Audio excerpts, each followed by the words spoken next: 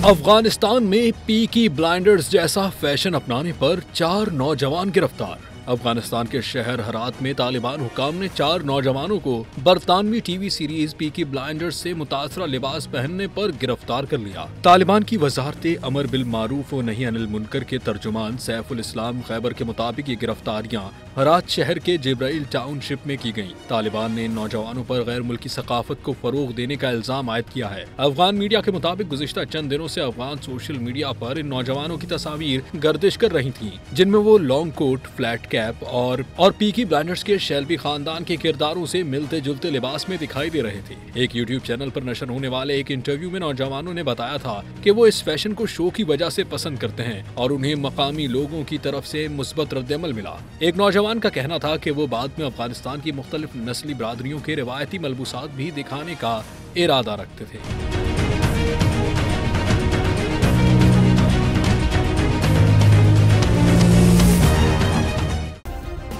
Subscribe करें और bell दबाएं ताकि कोई खबर रह न जाए।